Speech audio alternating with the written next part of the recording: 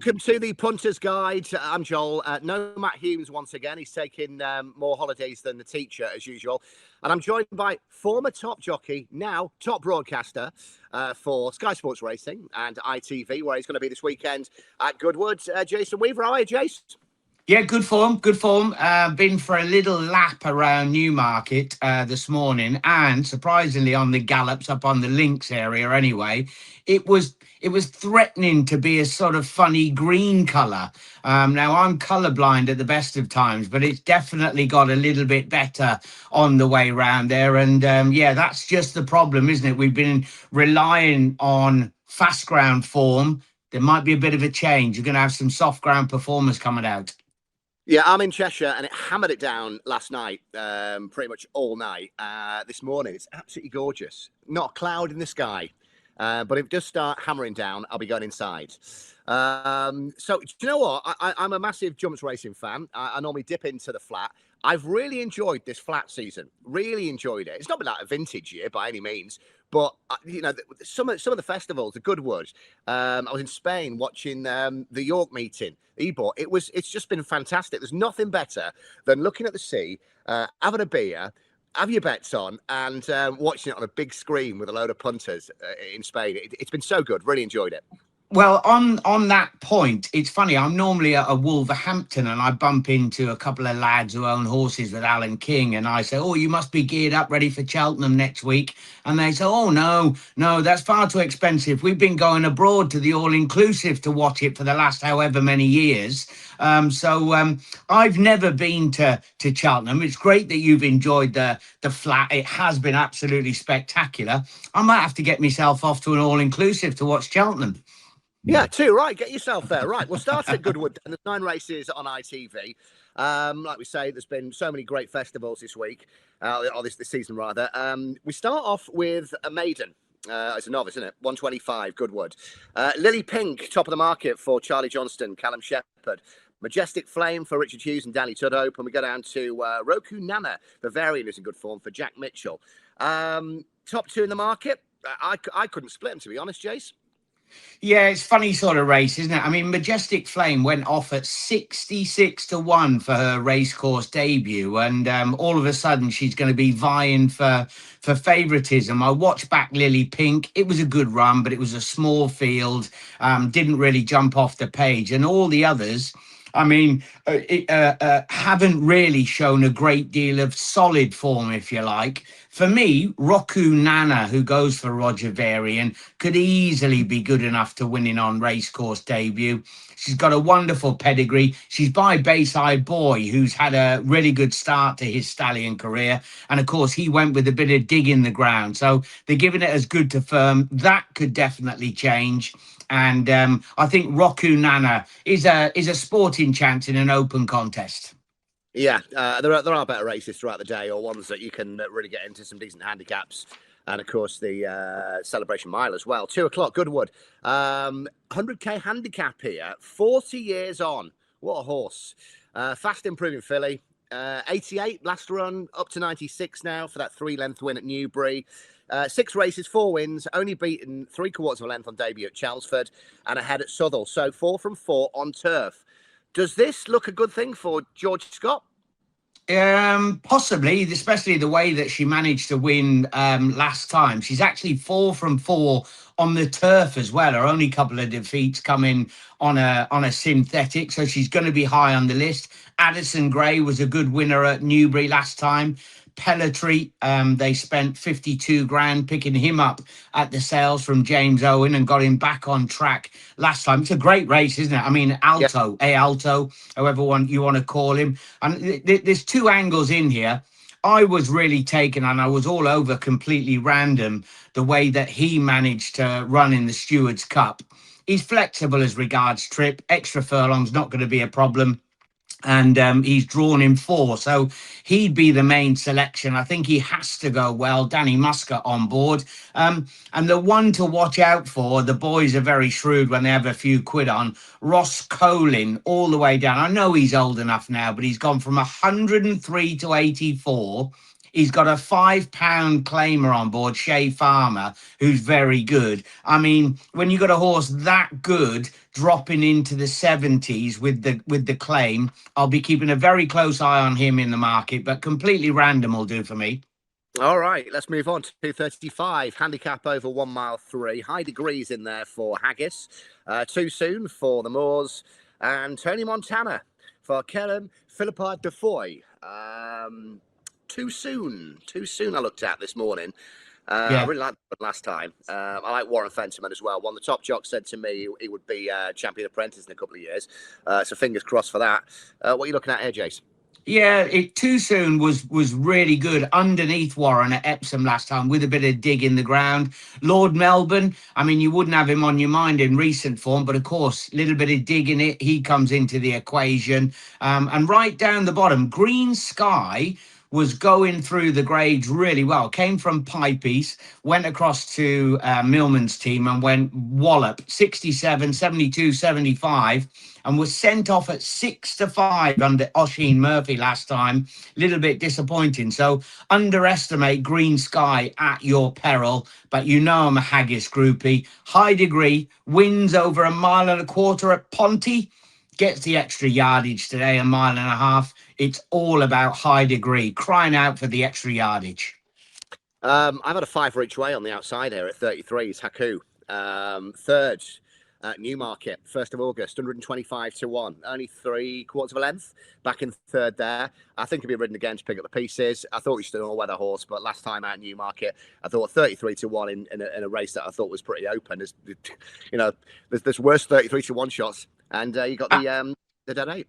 On that point as well, you know, we had it in the paper, didn't we? The fella who ended up doubling up and getting a massive place pot up. With the change in the weather, this is the perfect opportunity to have a crack at something like that, and horses that are at decent prices. So, yep, I certainly couldn't rule out Haku.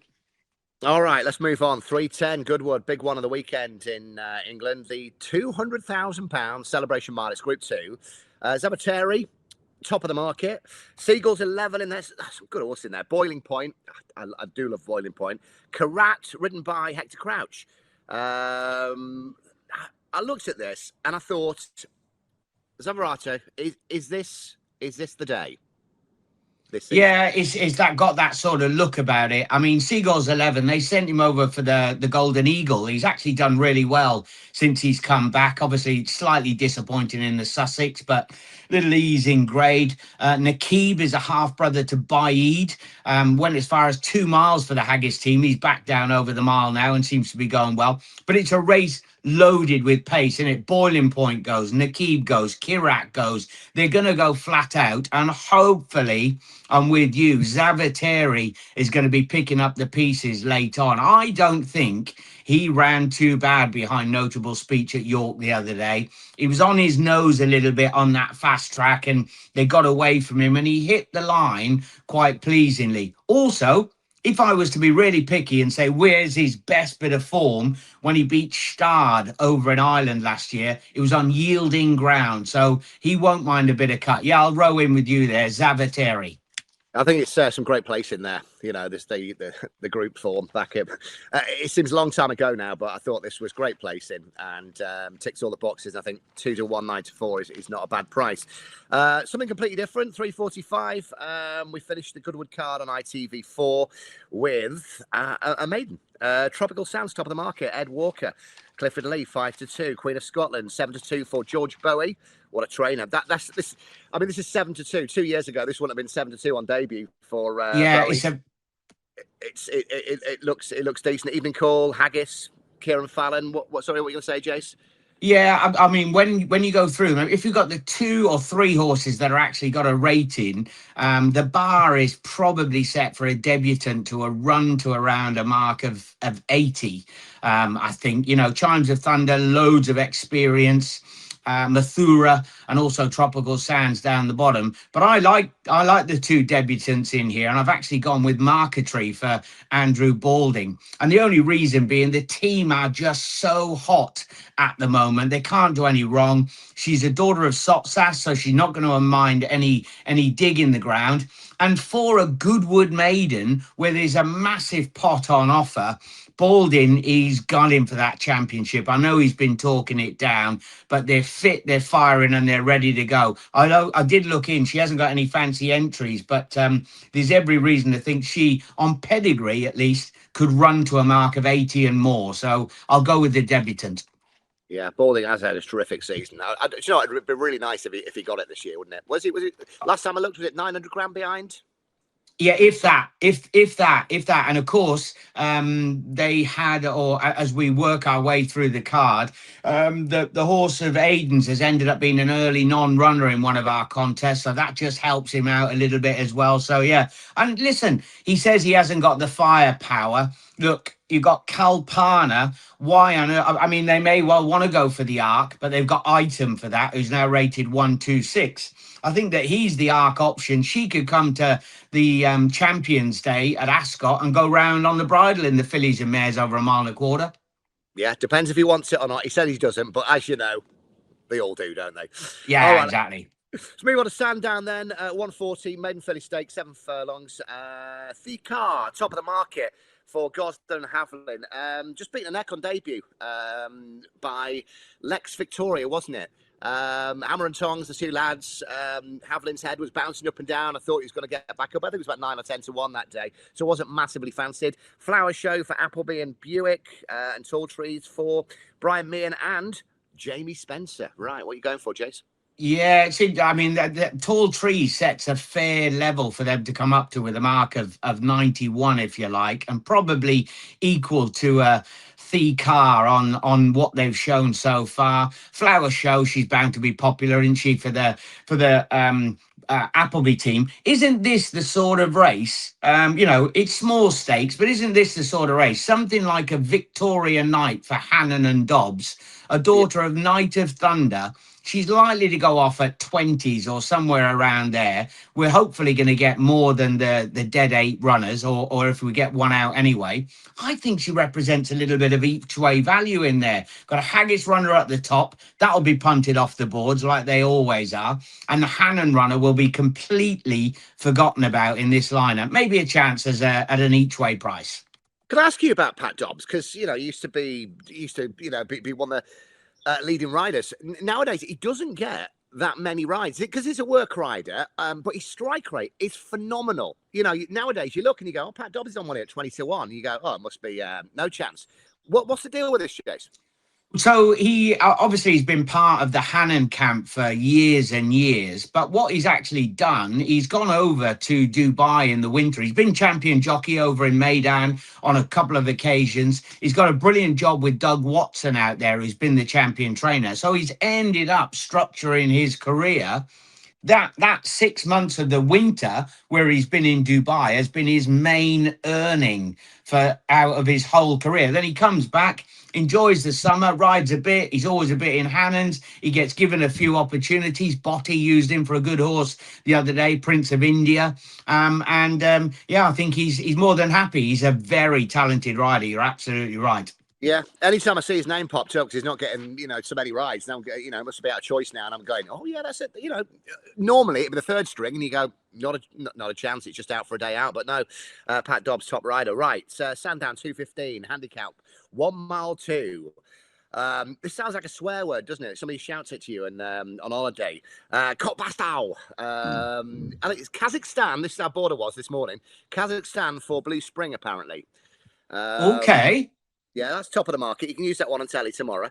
For Varian and Ray Dawson, My Love is King. For Gosden and Haviland, King's Charter, Appleby. Toby Moore, interesting, takes these £7 off here. Yeah. What are you thinking?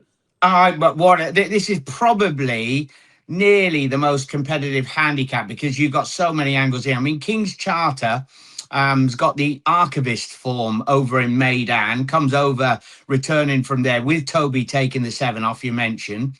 Here I've dug in and found one here for you. Cash was second to Westover in the classic trial here back in 2022. He's so much ability. I'll be having £1 each way on him just for the sake of it, because he's got so much ability and he's my next door neighbour, David Simcock. You're right, Roger Varian's runner. I'm not going to try and butcher it without swearing, but he's gone up a stone from winning on the all-weather.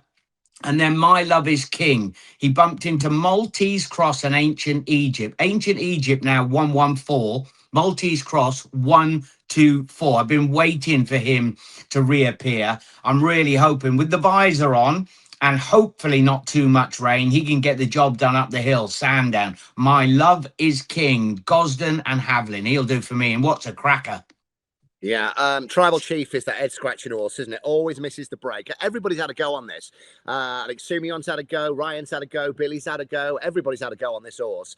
And do you know what? I thought it was right last time. Slowly away, suit Spencer, didn't work out. I put in my little notes. I'd try Jason Hart or Sylvester de Souza on this horse just to get it out, because it goes from 12s into 3s if breaks well. Slowly away every single time. But I know this is going to pop up at a decent price when I'm not on. So I'd have the fiver each way in a race like this weekend at 12. Just as you say, bit of value. Let's have a look. I really like this race next. 250 Sandown. Calendar Girl now top of the market for Owen Burrows, Callum Rodriguez at 7-2. I was tempted to nap Moon Target this weekend for Sir Mark, Luke Morris at 7-2. Has drifted a little bit. And Secret Life for Rafe Beckett and the brilliant Ross Ryan. It's a good race, this, Jace. Yeah, it is a really, really deep race as well. I mean, Kontiki, they'll be coming in thinking, ooh, we chased home Blue Bolt at Goodwood and Ascot, and then we got the job done in the Valiant. That's really good form. You're right, Calendar Girl probably hasn't stopped improving. That was a 10-month break when she came home in front of Pacific Mission. Give you a mention of the jockeys because we're talking about Pat Dobbs. Callum Hutchinson's been part of the Balding team for a long while and getting given an opportunity on Pacific Mission in a big race, all for his hard work. So good luck to them. And you got So Regal. She probably went a little bit too early when she got beat last time. But we have landed again, haven't we? I'm with you. Moon Target, that form is absolutely rock solid. And I think with knowing Sir Mark Prescott, how he gives orders to the jockeys, they went to try and dominate last time and she didn't quite run as well, did she? Now there's a bit of pace in here.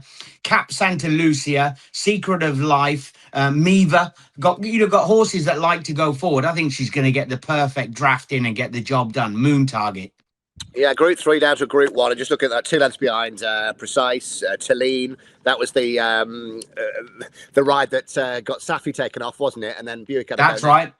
Yeah, and True Love as well. Blue Bolt and Precise at Deauville. Was that quarter of a length or something like that? So I just thought that would be a hell of a short price, 7-2. But the improving Canada Girls at the top there as well. Right, let's move on to the final race on ITV at Sandown, the Celerio Stakes. Rock Montreal for Varian, Buick and Godolphin. Yarmouth 5-2 on last time.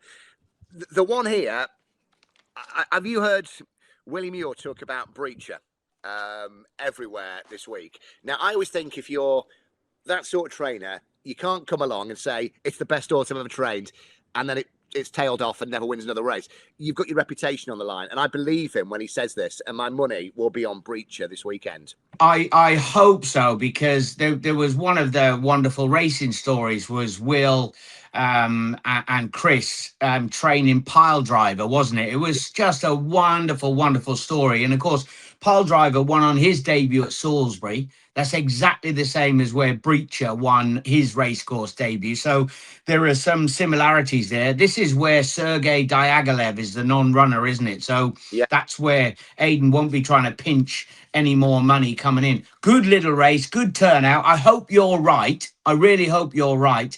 I think that Alfred Wallace, even though he's an absolute pony, honestly, he's so small, but the form behind Hafner is really good. Everybody thought they were going to beat Hafner at York the other day. He set the marker down and he comes in with an open perch of 104, surely off levels. Even though he's a pony, he's going to get the job done. But I do hope you're right with Breacher. I'd certainly love Willie to have another good horse.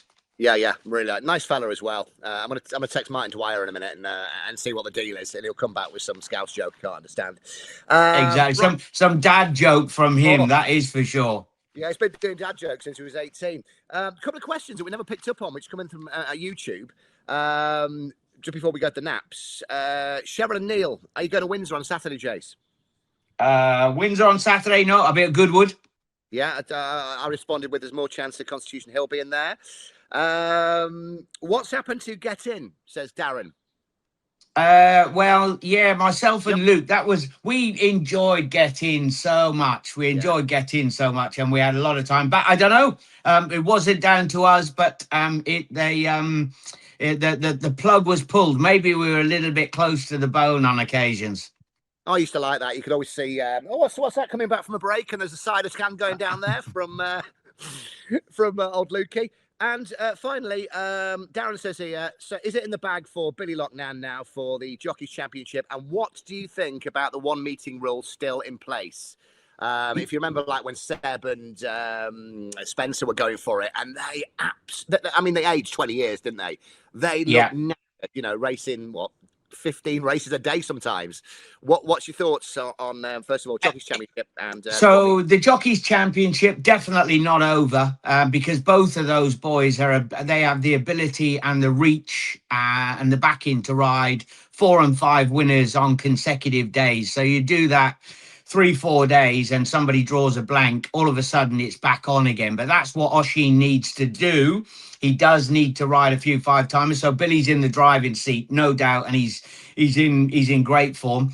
On the championship, I mean, Luke Morris does the work of 5 men as it is. He can be riding in the 9 o'clock at Newcastle, and he's back riding out at 5 o'clock the next morning here in Newmarket, riding a bit of work. So he would love it to be the 2-3 meetings a day. But there was always going to be, I didn't think I'd ever say this, there was always going to be some sort of crash or something with the jockeys chasing from one meeting to the next, trying to get from one meeting to the next. And they just took that out of the equation, and it's probably worked better for everybody. But the boys still don't like it. There's a few out there who don't like it. I just looked at it and I saw that Kieran Schumacher was one ride at Sandown, and could have gone to Windsor or something like that to pick up a few more, get a few quid in, stopping people making a living sometimes. But yes, it's and we'll get into sauna chat at some point. Right then, Jace, it's time for your nap of the weekend from all the ITV action. Okay, so I'm going to leave you to go with Moon Target because we both think that's a fair price, don't we? But the other class act on the card, and only because of the way the race I think is going to set up, Zavateri will be able to close out, won't he? He's already got proven form at the track. He won't mind. This is the important factor this weekend. Horses that have acted under both conditions, quick and with a bit of rain. So he's got form on soft ground as well. And Zavateri, he'll do for me. Yeah, I think that's a lovely little double as well. Get you off. I'm going to London this weekend to Wembley to watch the wrestling. So hopefully that pays for at least 2 beers in London, being a northerner and all that. Jace, thank you very much. Enjoy your weekend. Play well. Yeah, play well. Don't forget to like, subscribe, get involved, stick any comments, any questions in there as well. And we'll see you next week as well. We're not far away from the St. Ledger. It's the Punter's Guide from Betfred.